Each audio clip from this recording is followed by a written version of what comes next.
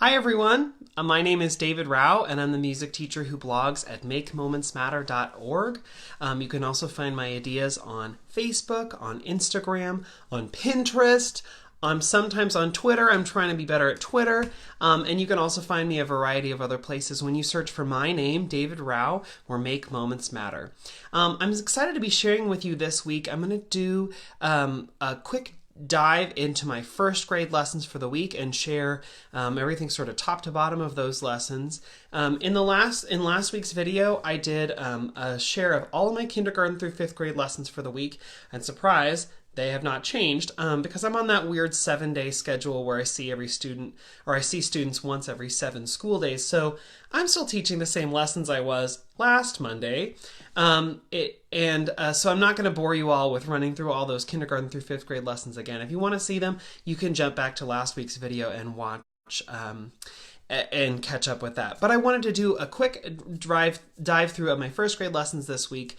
I'm going to share about a bulletin board that I used during Black History Month. And if there's time at the end, I'm going to share one more of my favorite books to use for Black History Month.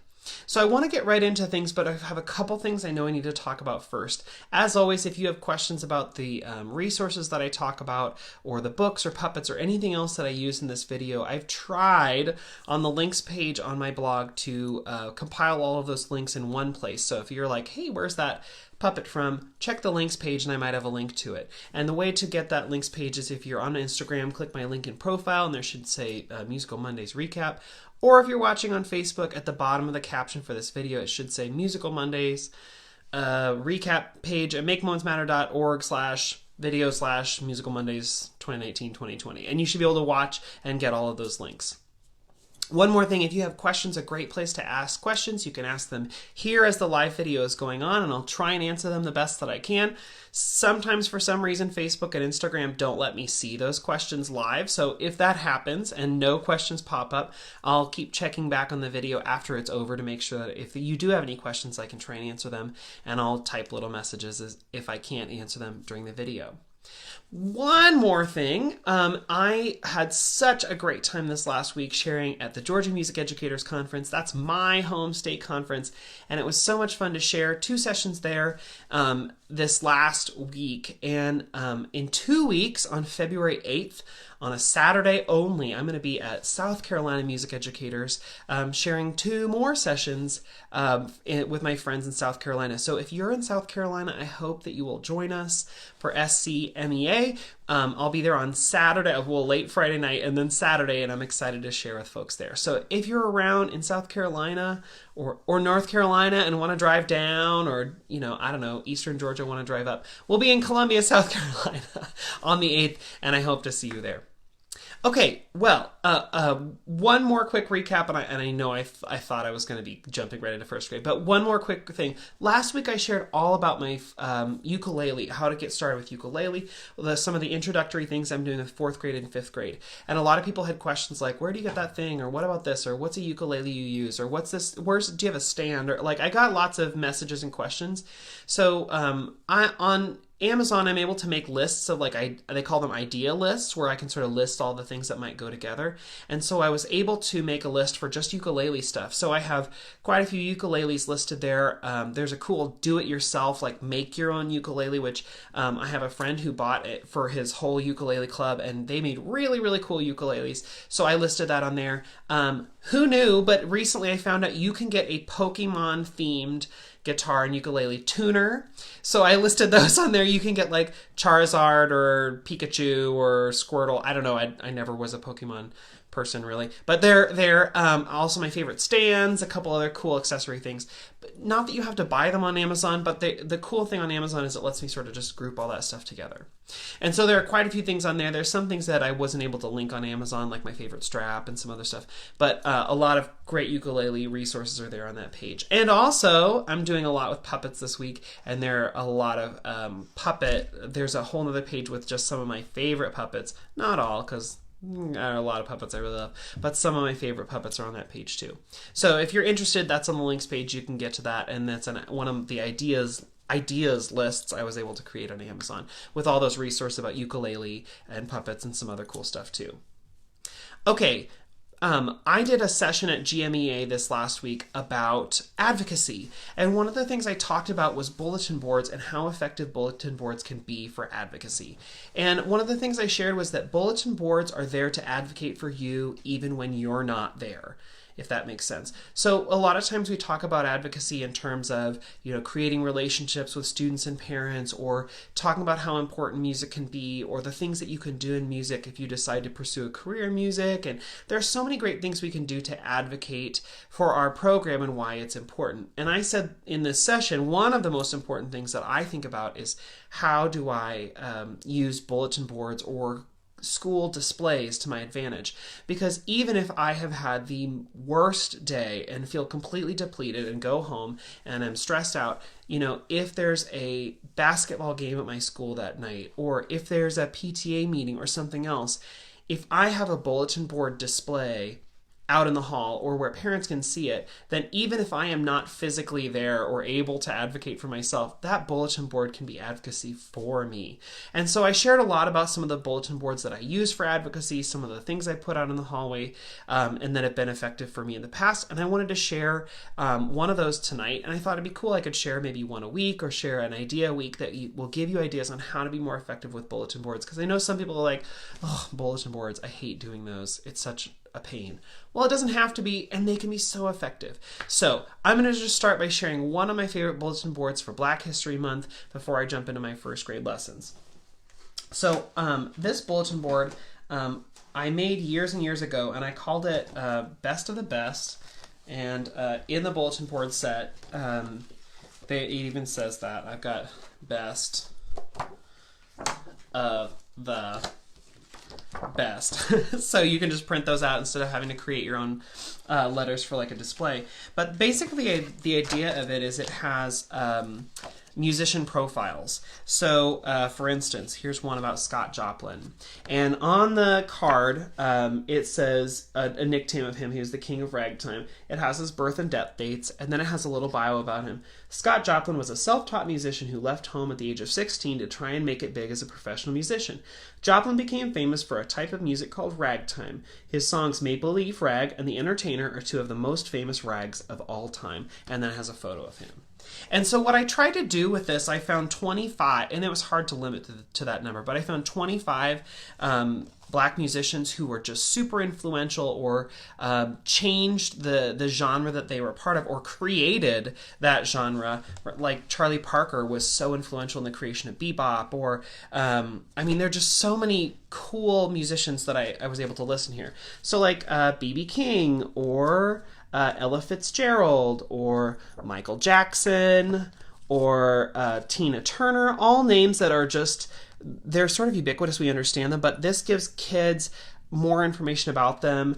Stevie Wonder, some of the kids really like the little nicknames like Little Stevie, or Dizzy Gillespie, or Leontine Price Queen, or Charlie Parker, Yardbird. So what I decided to print this out on smaller sizes. You can print like an 8.5 by 11 size, but I decided to do smaller just so when I initially made this, I didn't have as big of a bulletin board space. But I do now, so I might reprint them in larger sizes. But the cool thing is you can put out all 25 profiles for people to see the full month, or you could do just 5 a week, you could do 1 a day, whatever you wanted to try and highlight and get these names in your kids' minds.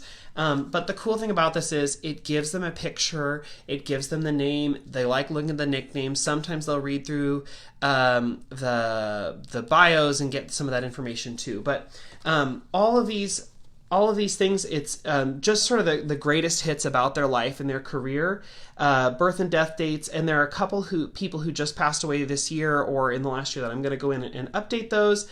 I think, for instance, Jesse Norman just passed away, and so I'm going to go in and update that. All the photos, if you're worried about copyright, they all are copyright free. They either are from Creative Commons or have been licensed, but they're all pictures that you can post if you're worried about that. And then alongside that, I have another little thing you can put on the bottom that says Black History Month, and a quick little poster that explains, this month we celebrate these musical legends who have been leaders in their fields. They're guitarists, opera singers, pop stars, jazz musicians, vocalists, producers, dancers, and more. Each poster highlights a significant Black musician from around the world and their contributions to the development of music. These featured musicians truly are the best of the best. So what you can do with this is that you can have the profiles out there. It gives you a little bit of a header. It gives you an explanation thing that administrators and parents like to read. It gives context. So it ties you in with any other celebrations or remembrances or things that people are doing for Black History Month. It shows students exemplars of people who have just excelled in their field. Many of the names kids might have heard of, but have maybe never seen the picture, or vice versa. Or maybe they do know that connection and they get really excited. Like there was one year I put this out and one kid was like, Mr. Rao, when you take that bulletin board down, can I please have the Michael Jackson poster? I was like, sure, I'll print you another one.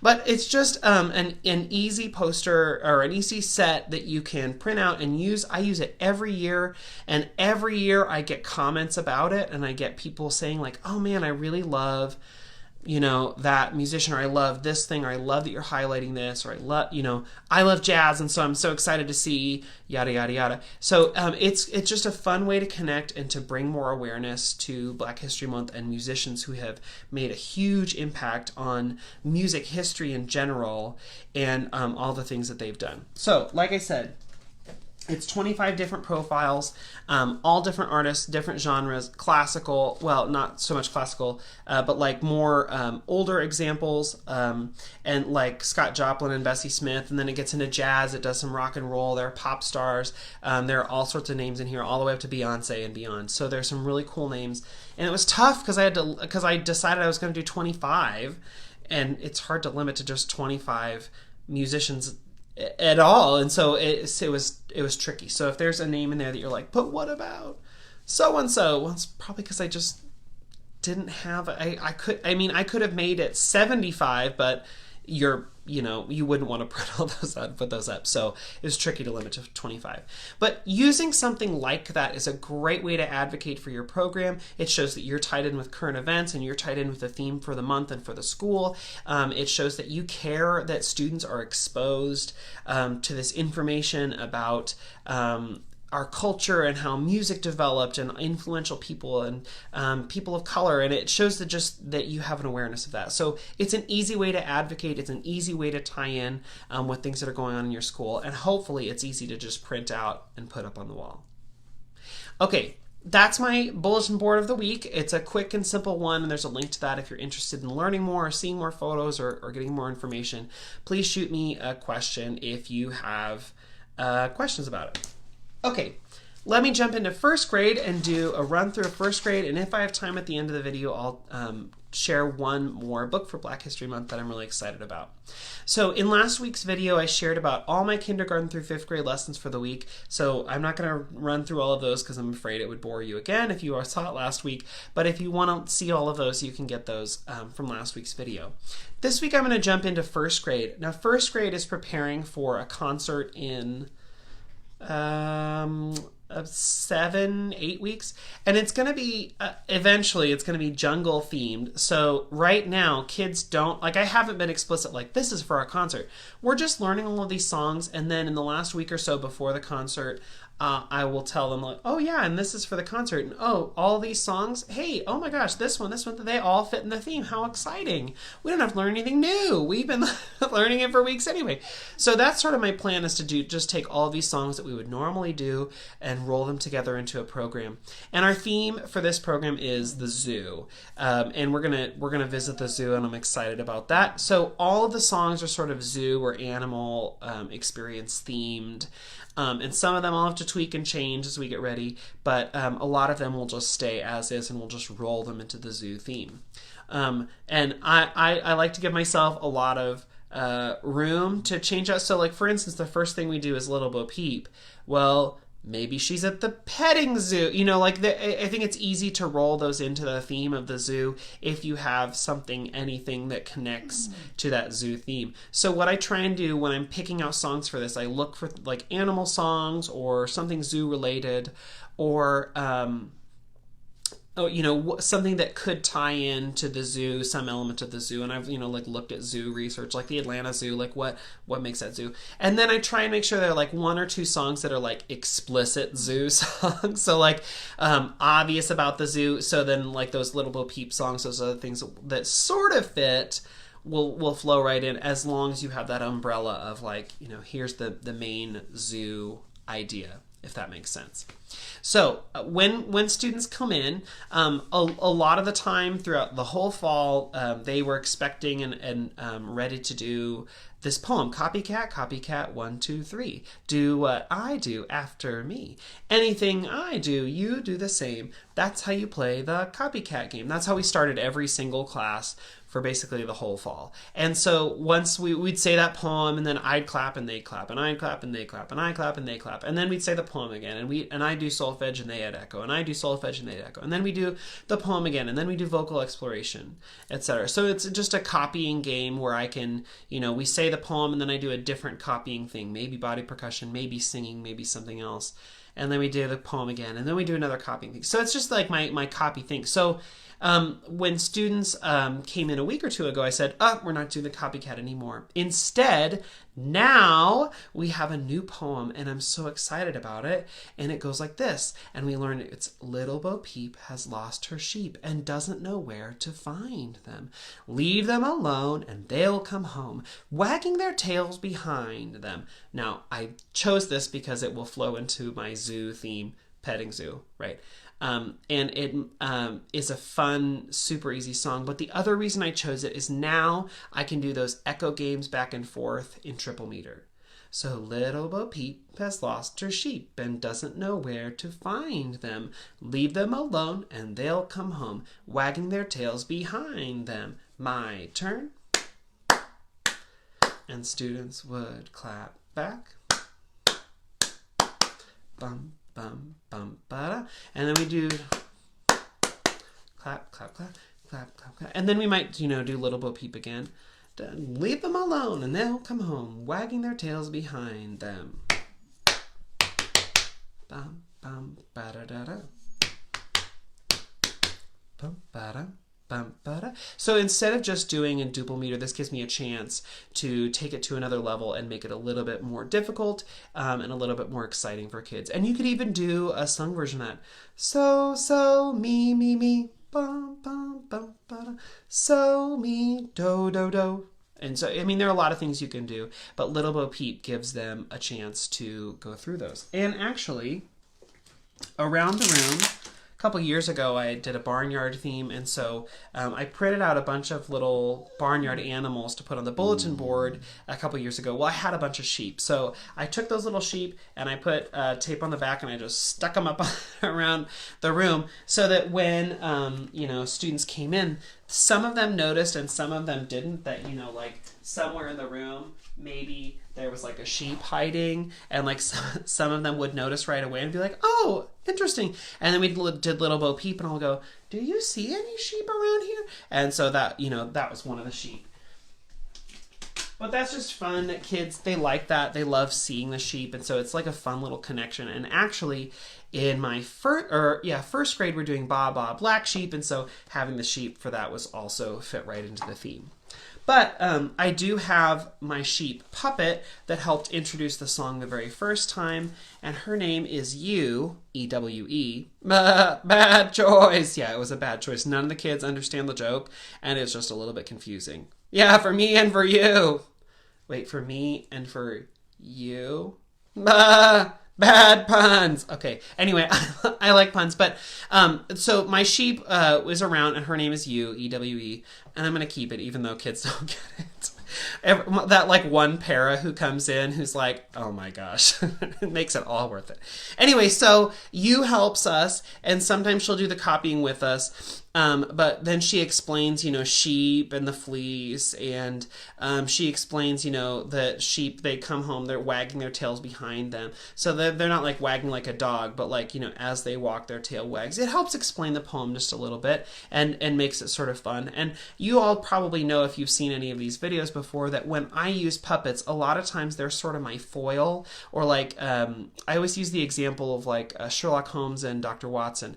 Sherlock Holmes was this brilliant person. He always understood what was going on and he could crack codes really easily, but Watson didn't. And so if there's ever something that's like a complex idea or a new idea, a lot of the times the sheep will be like Dr. Watson. In the story, Dr. Watson would always ask questions to help us, the readers, understand what Sherlock already understood. And so if I, as the teacher, am, like not helping kids understand right, the sheep will ask questions that maybe they're too nervous to ask, or maybe that they're asking but or would ask but don't think to ask. So anyway, so the sheep will ask things like, so if we'll say like, Little Bo Peep has lost her sheep and doesn't know where to find them. Freak out, go and run get them. They need to come home. No. The sheep will come back on their own. Oh, they will they? Yes, they're very smart. Actually, sheep are not that smart. But anyway, so like the sheep will interject and will help explain the story and help explain as we go. So I like having the sheep puppet, and it's so nice to have you around. Also, the sheep, it has like an air bladder inside of it. So when you press on it, it makes that sound, and kids don't think that sounds like a sheep. So I don't usually use it, but one time I was like walking around and I accidentally pressed on it, and a kid goes like, "Was that you?" And I was like, "It was her." And so then the next time they came in, they're like, "Where's your farting sheep?" And so anyway, it was a hilarious moment. But the sheep is fun to have around when you need it. So we do Little Bo Peep. That's our copying game, and it also sort of ties in with our theme. And then we spread out to spaces in the room where every kid has their own space. And we do a song that the very first time I taught it, I did teach with a cow. I also have a cow puppet. And I don't know that I've actually named her, but I do have this cow puppet. And the song is Go and Hunt the Cattle. And I'll do it in just a second. But the cow, the very first time, we connected it to Little Bo Peep because the sheep got away and the sheep sort of wandered around, but they made their own way home. Well, the cows would not come home on their own. No, we were too busy. Doing what? Eating. We were too busy eating. We did not want to come home. But so we had to like send like a dog to go find you, or or maybe we did, we had to send a cowboy out to go find you. But anyway, so the cows did not come home on their own. We had to send someone to find them. So the very first time, the cow helped us learn this song. And as I'm getting my dulcimer, I see someone ask, why do you do nursery rhymes in first grade instead of K? I do them in both grades. I see kids only about 20 times a year, so there are only so many nursery rhymes you can get through in a year. And besides, kids forget things. And so I teach them to both grades. There are tons of nursery rhymes. You can keep them going. Anyway, so I got this for Christmas, and I vowed I would use it in my classroom, and I shared that already with many of you in a video a couple weeks ago. But it's called the Simplicity Dulcimer. This is actually cardboard. You can get it from Backyard Music. I'm trying to think if it's backyardmusic.com. I have that linked on the links page, but it only has 3 strings, and it's pretty easy to play. It comes with a little pick. It comes with a couple little books that help teach you, but it sits on your lap, and you strum.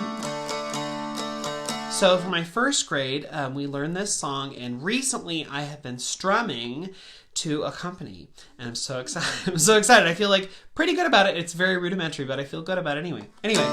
So the song goes like this. Wake up, you sleepyheads, and go and hunt the cattle. Wake up, you sleepyheads, and go and hunt the cows. And when I play right now, I'm just strumming an open strings. And if you strum open strings, there's a D and an A and an A. So there are 2 A strings. The D and the A sort of play a drone, and then you can use the top string.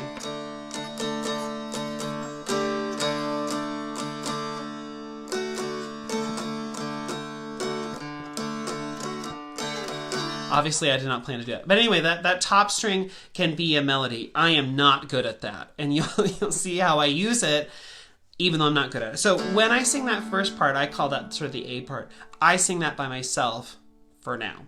And when I sang that, the kids would all go to sleep. It's their job to fall asleep because they're the cowboys and cowgirls, the cowpokes, that fell asleep. And I sing for them and I say, when I stop singing, you need to wake up.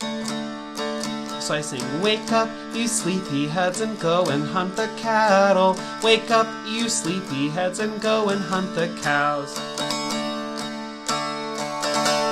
So then the kids wake up, and I say, look to your right, look to your left, look behind you, look in front of you. Do you see any of the cows? And then they'll like see this puppet. I'm like, no, you don't see it. Okay. And then I taught them this part that goes, the cows are lost. The sun is warm. I think I'll wait till they come home. And I sang the very first time we did it. I sang and they echoed. And I went, the cows are lost. The sun is warm. I think I'll wait till they come home. And so the kids would echo me, and I played as they echoed. That is like the extent of my playing the melody so far. And then I added a little part that goes, now we go to sleep. So the basic form is A, I play and sing while they pretend to be asleep. Wake up, you sleepyheads. They sleep while I sing that. And when I stop singing, they wake up, they look around, and then we do that back and forth. The cows are lost. The cows are lost. The sun is warm. The sun is warm. I think I'll wait. I think I'll wait till they come home. Till they come home. Now we go to sleep. And it starts over. The very first day I did this, which was the previous lesson, we did that back and forth maybe 3 or 4 times. They thought it was hilarious. Oh my gosh, we're sleeping on the job. How funny. And the reason I did it 3 or 4 times is by the time we were done, they did not need to echo the B section. They could just sing it. The cows are lost. The sun is warm. I think I'll wait till they come home. And they just knew that. They just knew to do that. We didn't need to echo back and forth. So then it became I sang the A section. They sang the B section while I played. If that makes sense. So then in this lesson, what we did different, I took a cue from Lynn Kleiner. Lynn Kleiner, if you haven't seen her workshop, she's great. She has these wonderful books. This book is called Farm Songs. It's linked on the links page. In the sounds of music. But in her book, she suggests some really cool things. And the cool thing about this is if you're using this book, it has a lot of the songs. It has some lesson extension ideas. It has some craft ideas if you wanted to use that for a background, or if you're doing this like for VBS or something, and you needed craft activities. It has some of those in there too, built into the book, which is great. But what we're going to do with this, let me see if I can pull it up. So what you can do is it has, or for arrangements if you want, I'm going to use my dulcimer right now. It has suggestions for using props and scarves and things. It has some, oh, sorry, I'm on the wrong page. It has some movement ideas. But what we do on this one is the kids pretend to be asleep. Wake up, you sleepyheads. The kids are asleep. And then they stand up and wake up for that. The cows are lost, the sun is warm, and for each of those 4 statements, they have to do something special. And it reminds me of the 7 Jump song. So on the first one, the cows are lost, you put down 1 knee. The sun is warm, put down another knee. I think I'll wait, put down an elbow. Till they come home, put down your other elbow. And then we go, now I go to sleep, and they flop over and fall asleep on the ground. So it's cool that like they sit and listen for part A, and part B they have they sing and they move. Eventually with the song, they will sing both parts, or maybe one homeroom will sing part A and one homeroom will sing part B. So maybe the sleepyheads are out there, and then that's one class that does it on their own.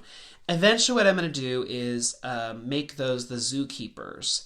And wake up, you sleepyheads, and go and hunt the elephants. Wake up, the sleepyheads, and go get the elephants now, or whatever. And we're going to say that the animals have gotten out of the zoo, and they go, the elephants are lost, the sun is warm, and they won't worry about it. So that's how we're going to change it to make it more zoo themed. And you could keep it cattle, I guess, but we're going to make it more zoo themed. And we'll have one homeroom or one side of the gym or one group do wake up, you sleepyheads, and go and hunt the cattle. And then the special group will do part B, and they'll do the oh no, it's fine. The cows are lost, the sun is warm, and they'll do that part. So that's how I'm going to adapt it for the zoo, but for now it's just a fun lesson for them. It is so great for teaching A-B form because it is just so absolutely clear. It has a movement for each phrase, so it helps the kids learn the phrases. It has so, do, singing melody, and it's easy to add in the dulcimer. So like win, win, win, win, win, and it's fun. They like it. They think it's just a fun game song. So excellent lesson, hooray, and it'll weave right into the jungle theme, or into the zoo theme. I said jungle because the next song that I'm going to do is this song from another Lynn Kleiner book called Jungle Beat. And I want to thank Lynn, and also no thanks, Lynn, because this song, like, I do it once and it is stuck in my head all day long. So, and I hear like kids like humming and singing in the hallway. So, I mean, I guess it's good because then like it's a win, but it's not good because it's stuck in my head forever. So anyway, this is another song that I could do on dulcimer, but instead I do on piano usually. Since I don't have my piano here, I'll just use my dulcimer for right now. But this book is called Jungle Beat, and it's another by Lynn Kleiner. It's a great book. And the first one I said was Farm Sounds, and you've seen in another video I talked about her other book, SOS Songs of the Sea, and there's a fourth book, Go Into the Mountains, which is great, and a brand new book about winter. Anyway, all of her books are great. I am not getting a kickback to rep them, but like they're so good, you should just go get them. So it's just pure admiration of Lynn for me saying that. So this song goes like this. Oh, we're going to the jungle today. Oh, we're going to the jungle today. Put the beat in your feet. We're in for a treat. In the jungle today. In the jungle today. In the jungle today. Wait, what? Yeah, we're going to the jungle. Oh, you are? That is so great because I am from the jungle. Oh, perfect. So you could be like a guide and help us learn more about the jungle? Yes, I could. If I remember. What do you mean if you remember? Well, I have a bad memory, so maybe you could help me remember. Okay, great. So, kids, if we're going to the jungle today, what are some animals you think you might see? Or what are some things you think you might see? Well, I could confirm if a kid has the right answer. Okay, great. So then I have kids give us answers about what they might see in the jungle. And this is really funny because a lot of my kids, my first graders, remember, a lot of my kids are like, lions. And I'm like, maybe. And they're like, zebras. And like, I can tell that they're like exotic animals. Must be jungle. I'm like, well, okay. And so that's why it's great to have someone who lives in the jungle as like a first-hand knowledge, give more knowledge about what you might actually see in the jungle. And so the monkey takes care and shows us what you might see in the jungle. So we learn that there are, snakes, all kinds of birds, frogs, lizards, all sorts of other things. We go through the list. Kids come up with ideas, and the monkey either confirms or denies whether those things live in the jungle, or will say, I'm not sure, which is another great answer. And so the monkey's here to help with that. It's funny, Karen just said Larry the Lobster. That's from Lynn's other book, and you said lobster, and I was like, the lobster. No, the monkey, sorry. Anyway, so this is a fun little song. So the first time I introduce it, I sit at the piano, and I stand in front of the group and I just sing the first part and I go, oh, we're going to the jungle today. Oh, we're going to the jungle today. Keep the beat in your feet. We're in for a treat. In the jungle today. In the jungle today.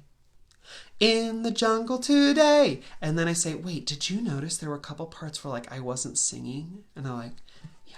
It's like there are a couple little pauses, little breaks, right?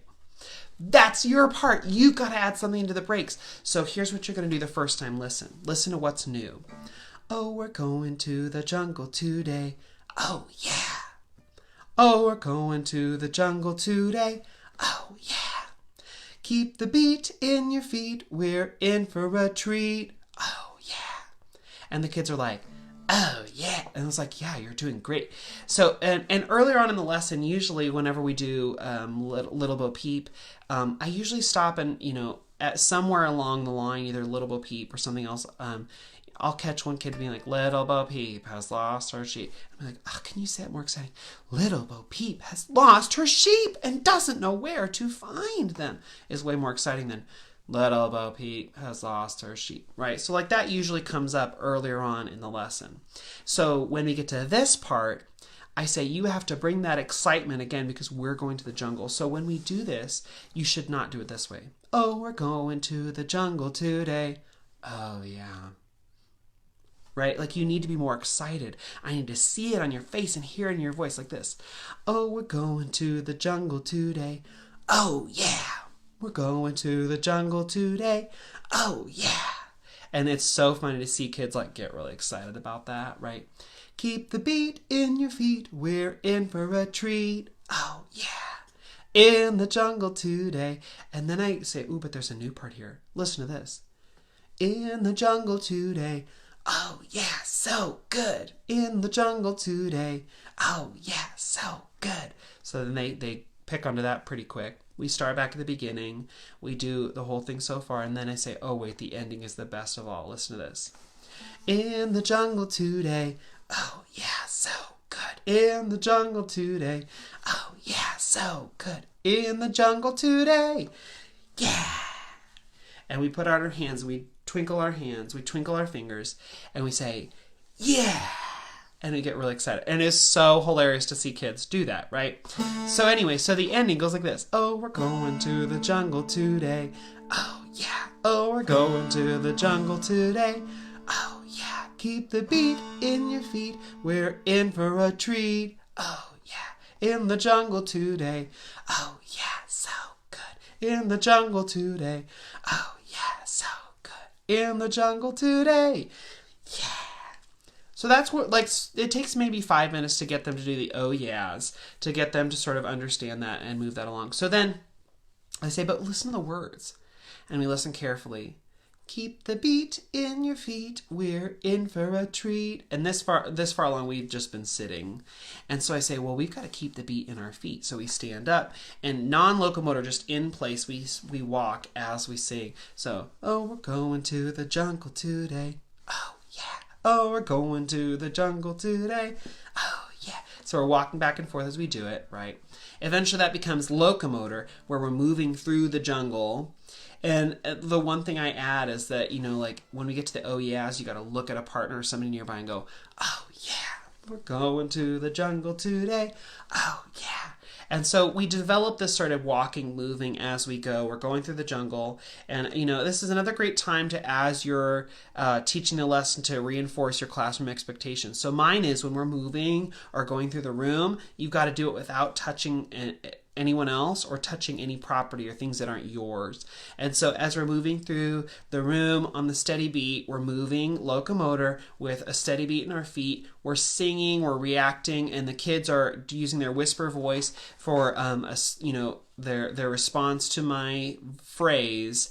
So there are a lot of things going on that are actual musical concepts that we would want to learn in first grade. Oh, and it happens to be for the concert, so that's great.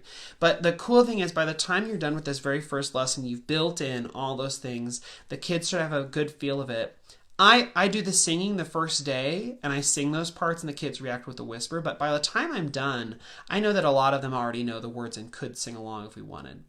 So we go through and we learn that whole thing. Oh, but wait, there's more. There's a B section. And so the kids sit down. I say, oh, there's a new part to the story. And it goes like this. It talks about some of the animals in the jungle. And it goes, The snakes in the trees are hidden away. The monkeys are out 'cause they wanna play. The birds are flapping. Let's play too.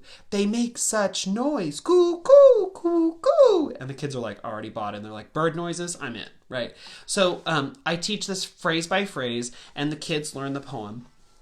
So the first phrase, I say, the snakes in the trees are hidden away. And the kids repeat, and I say, let's make snakes with our hands. So you can either put your two hands together and make a snake, or you can have two different snakes. I don't care. But a snake would not move like this. You know, like a snake is a little bit sneaky and it moves like a slither. So it's cool because then we can talk about how snakes move and how our bodies might move like that. So we say, the snakes in the trees are hidden away. I said, wait, is this out in the open or is this hidden away? And they go, that's out in the open. I go, oh, well, then we better hide them. The snakes in the trees are hidden away. And we hide them behind our back. They go, the monkeys are out because they want to play. And this is a fun moment, too, because you can talk about, because some kid's going to do monkey noises, right? Like they're going to do monkey noise. So what I always say is like, can you do the words of the poem and monkey noises? No, you can't. You just can't. You can't do it. And I don't really like entertain that too far, or else they will try. And so I'm like, it won't work. We gotta do the poem. So you could do monkey shapes, you can do monkey things, but you just can't make the noises. Maybe later. So then we do as much as we know. The snakes in the trees are hidden away. The monkeys are out 'cause they wanna play. And it goes, the birds are flapping, let's play too. How would a bird flap its wings? And I have a variety of, like big birds, like eagles or something, or like little birds, or like really little birds. So you could have like let kids choose what kind of a bird they want to mimic. So the birds are I don't know, it could be a chicken, who knows. The birds are flapping, let's play too. They make such noise, coo, coo, coo, coo. And there was one class where there was a kid like, gah, gah, gah.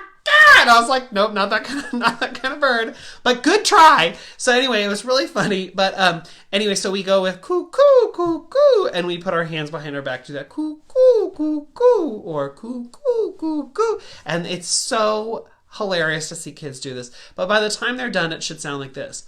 The snakes in the trees are hidden away. The monkeys are out 'cause they wanna play.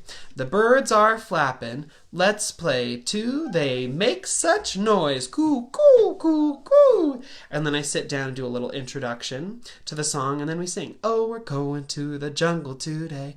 Oh, yeah. Oh, we're going to the jungle today. So there's the A of the song and the B of the poem. We now know basically both. The kids know on the A section they have their whisper like, oh, yeah. They do that. And then on the B section we have to do the poem. And again, it can't be the snakes in the trees are hidden away. It has to be an excited voice because we're in the jungle. The snakes in the trees are hidden away. And so it's so much fun to see this lesson already take shape. And the cool thing about it is there's another verse. Lots of fruit and lots of seeds, plenty for all to munch and feed. Cocoa, chocolate, nuts and spice, treats from the jungle. Nice. So what's really cool is that Lynn has in her suggestions on here, it says body sounds. You can do clapping, patting, stomping, clicking, animal sounds before and after the song, which is a really cool idea. It's like an introduction, like a soundscape into the song. There are parts where you can stomp for the beat in your feet. Because right now I'm like, ooh, it's a classroom. We're not gonna, like stomp through. But when we get ready for the concert, I say it's a jungle. Jungles are noisy, so maybe we're gonna stomp on that part. So there's fun extensions for that. And she also has a version for Orff instruments if you wanted to teach that to one class and have them play while other students sing. It's really cool. But this is just one example from her book, Jungle Beats, that has just really great lesson ideas. And it comes with a CD. All of her books come with CDs. So some of them have accompaniments. Some of them have adult and children voices singing to give kids examples. But there are a lot of ways you can pull from these books. And there are about 3 or 4 songs as I was getting ready for the zoo concert. I was like, I could use that. I could use that. I could use that. I could use that. I could also use that. I could use that. Like, there are so many cool songs that I could use. So I sort of pinned those and kept those in mind for all the things we could do. So we learn Go Into the Jungle today, and then it's stuck in my head for the rest of the week. So thanks a lot, Lynn Kleiner. And then if we have time, I pull out Matilda, the gorilla, and we learned this song last year, and we sort of just run through it because they should know it. They should remember we did it in kindergarten. And so I'm pulling that song out so I don't have to try and rush and crunch in a bunch of songs. I pull that song out we already know, and it'll fit right in. And actually in the song, in verse 4, Matilda actually does go to live in the zoo. So that's cool. But the first verse, in case you don't know the song, goes like this. I had a pet gorilla. Her name, it was Matilda.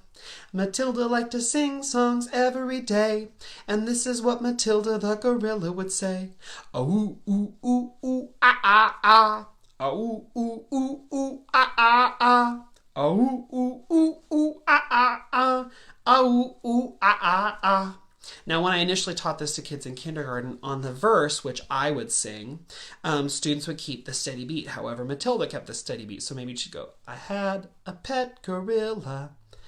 Her name, it was Matilda. And if Matilda was doing that, the kids would go, I had a pet gorilla. Like while I sang, they would pat the steady beat. Or maybe she would do on her legs. Or maybe she would stand up and walk. Whatever she did, the kids did. And that was the beginning lesson in kindergarten. This year, in this lesson, we sort of sing through and remember what we did in that lesson last year. And then what will happen is the kids will learn the verses. And I'm not sure exactly how I want to do it yet, if every class will learn all the verses, or if maybe a couple homerooms will learn verse 1, and a couple will learn verse 2, and a couple verse 3, and a couple verse 4, and then they'll all do the chorus. I don't know, I haven't decided that yet, but that's another way that you could break it up in case you're like, I don't have time to teach all 4 verses to all classes, or they won't remember it. Well, you could do it that way, where you teach one verse to one verse to another, and that would be cool. And parents like that, like, my kid gets featured on that verse. Sure. I mean, that's why I did it, definitely. Not because I don't have enough time. Anyway, so that's a really fun song, and I have the Matilda. Well, she's not a puppet. She's just a stuffy, but I wish she were a puppet, but I don't know of any gorilla puppets. I'm still looking. Okay, so that's basically where my first grade lessons go. It starts with Little Bo Peep. We go into Hunt the Cows with Dulcimer accompaniment. We do Go Into the Jungle today and build that up. There's going to be more built in next week, and then Matilda the gorilla. And so it really does, it's all sort of jungle songs, but I hope you can see that all of the things we're doing in those songs are all sort of grade level concepts anyway, things that I would want to get to even if I didn't have a concert coming up. So the cool thing about doing a concert like this is that then I get to teach all those things I'd want to teach anyway, and I don't take time away from those standards to teach these new things. Okay, that's first grade. I have just enough time to share with you one more book that you might use for Black History Month. I always have these books out, and a lot of times I try and put them into my lessons. If I don't have time for them in my lessons, I set them on the shelf because you never know, like, what happens if that one class just zooms through the content somehow randomly way faster than all the rest. It's nice to have books as backup. So I have these books. Some are planned into lessons. Some are there just in case. Some I'll have videos of celebrities or myself or someone else reading the book that I would put online and then send those links to teachers to show in the classroom if they have time at the beginning or end of school. But I try and incorporate these books however I can. So this book is called Dizzy, and I know it's backwards. I'm sorry, I'm using the FaceTime camera on my computer. But this is called Dizzy, and it's by Jonah Winter, illustrated by Sean Qualls. And I wanted to just share part of this. This one I got used, discard, Chicago Public Library. There are a lot of really cool websites. You don't have to buy it new on Barnes & Noble or Amazon or whatever. There are book websites like Better World Books or Thrift Books where you can get books really inexpensive, lightly used. This is one of those. So this tells the story of Dizzy Gillespie. This is the story of one real cool cat who must have been born with a horn in his hands, judging from the way he played the trumpet. But to tell you the truth, he wasn't born with a horn in his hands. He was born very poor and very tough. Other kids used to beat him up because he was small. He liked to pretend it didn't bother him at all. Until one day he just couldn't take it anymore. He got mad and he got even. He whooped the living tar out of some big bully, and before you knew it, he was fighting all the time. Fighting and fighting just for the sake of it. There was no rhyme or reason to his fighting. He was always mad. You see, his dad was always beating on him, and there was nothing he could do but try and be tough and try not to cry. Then one day his music teacher gave him a trumpet. He picked it up and blew that thing as hard as he could. That felt good. He took all the anger he felt inside and blasted it out through the end of his horn. It was really loud. I love the visual. He didn't care how it sounded, which was pretty bad at first. He just kept playing and playing, day after day, until he no longer felt the urge to fight. His dad still whooped him, but with every blow he got from his dad, he blew his trumpet that much more, until he was roaring. He was soaring. He was the best musician in his little southern town. Soon, that got boring.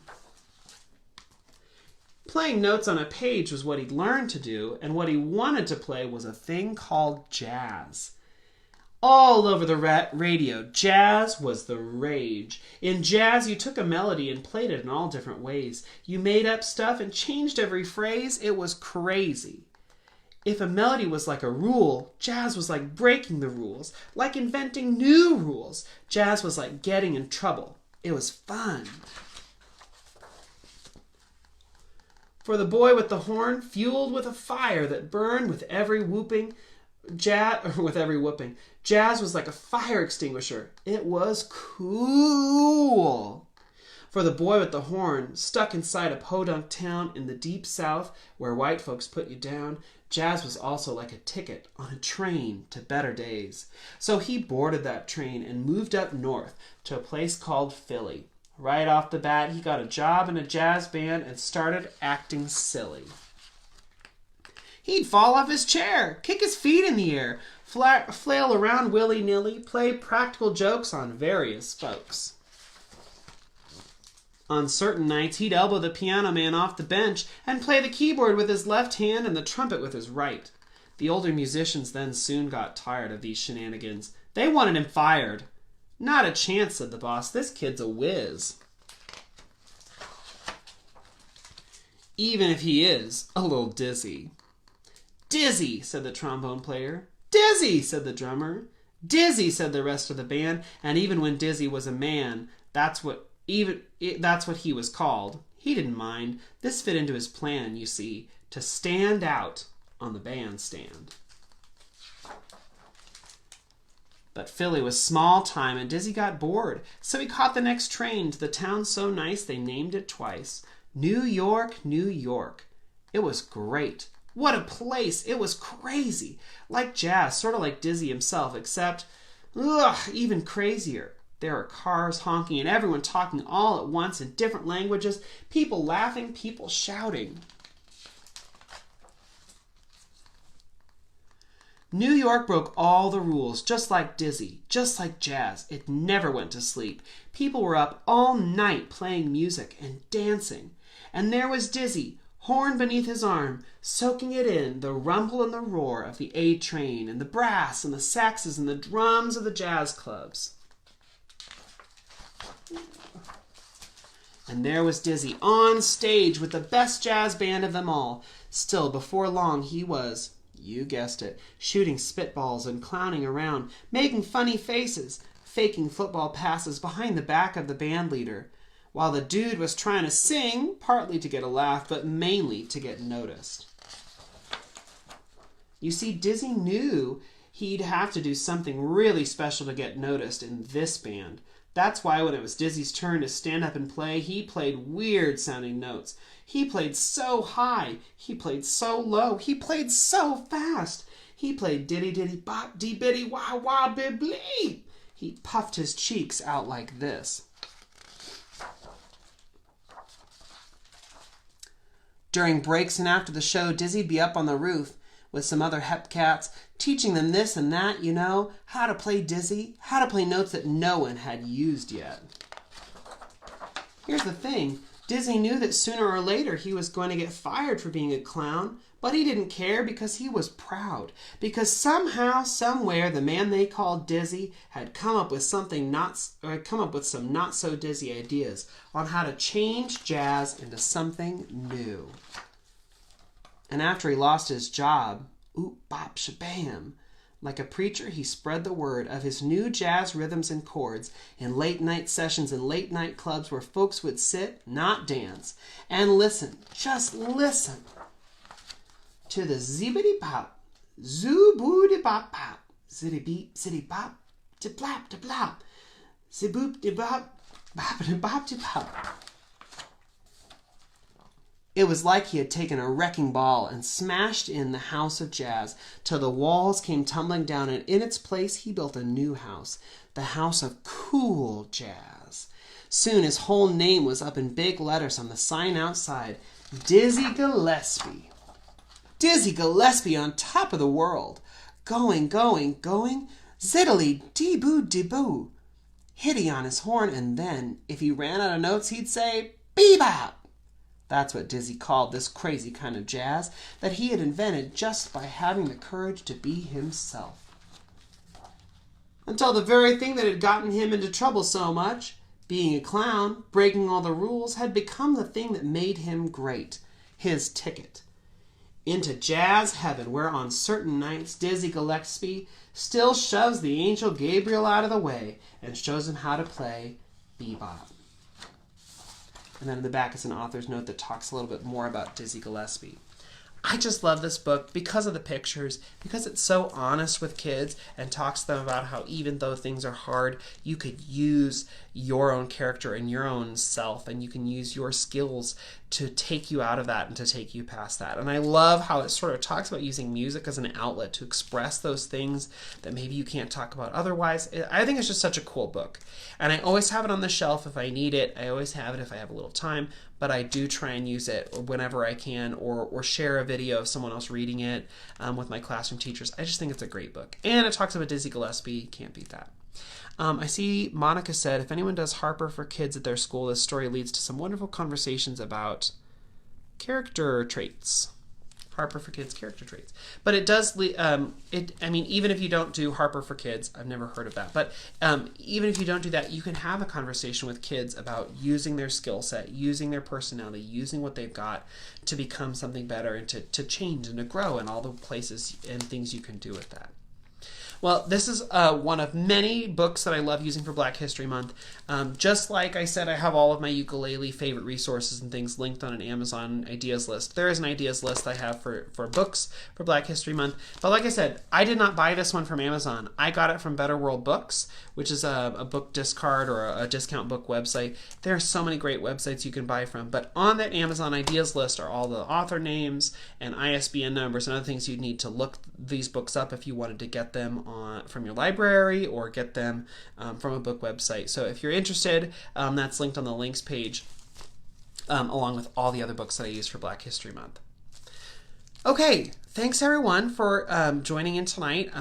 Like I said, this week I did a quick recap about my first grade lessons. I talked about, I'm going to be at South Carolina Music Educators on February 8th. I'd love to see people there if you're in the area. I talked a little bit about the ukulele recap from last week, shared about one of my favorite bulletin boards, and I hope to share a little bit more next week about another bulletin board you can use that's easy and great for advocacy. And then I shared about this book, Dizzy, by Jonah Winter, illustrated by Sean Qualls. If you have questions, please leave them in the comments or shoot me a message. I'd love to try and answer your question the best I can. But that's it for tonight. Thanks so much for coming along with me, and have a great week teaching your students. Bye, everyone.